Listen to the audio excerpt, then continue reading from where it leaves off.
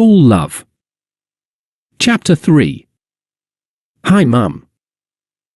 I'm very good and miss you, as always. See, I'm even writing to you a week ahead of schedule.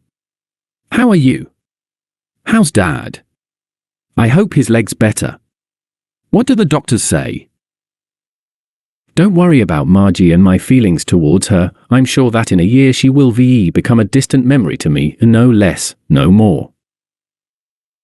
And my Mideast trip has been delayed. My paper thinks that I'll better serve audiences at home, covering glamour events, celebrity stuff, etc. The reason for that being my interview with one of the models I told you about in one of my previous letters.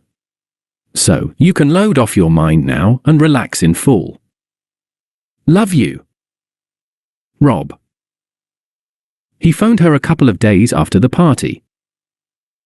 During the conversation, he was imagining the disappearingly tiny mobile in her hand, and this image alone made him weak.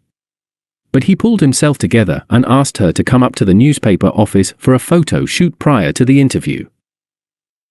Unfortunately, he couldn't be there at the time. He was covering a huge rally in central London.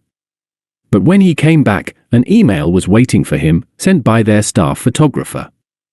Apparently, the guy was extremely excited. He wrote to Robin that the girl was absolutely amazing, not only because of her height, which itself is a priceless asset, but also because of her professionalism. She should definitely try herself in the fashion industry. Then he called her again, and the next afternoon they met at a restaurant for the interview.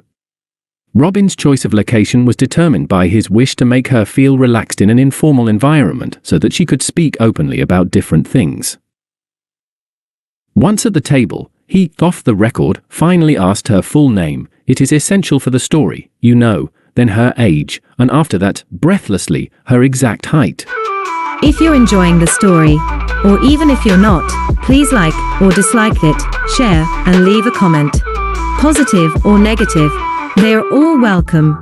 And do visit my page on Patreon, where you'll find new stories as well as the familiar ones. Patreon.com/Alex Steak. Thank you. He learned that Bretta Sorensen, 26, was born and grew up in Sweden, and that she stood, 7 feet, 11.5 inches tall, that, fortunately, she had ceased to grow 5 or 6 years ago, that she was a professional model, that she had met Nick in Japan, and that they had some sort of romantic relationship, but it didn't last because, after they came back from Japan, Nick immediately fell in love with her younger sister, who's still a minor. He also learned that, unlike himself, Nick was a huge fan of tall women, and this fact could have been a reason for him to dump Bretta, because while her sister was still marginally shorter than herself, she has yet to stop shooting up. The interview was an explosion. In full compliance with Robin's expectations, it provoked a lot of feedback and even a cash bonus in a sealed brown envelope, signed by his editor-in-chief.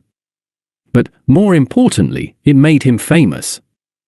No journalist before him had managed to get an open conversation with an 8-foot-tall beauty, Miss Sorensen included, let alone expose her dreams and feelings of being, quite literally, head and shoulders and more above the whole world. The material was not published as a text-only version.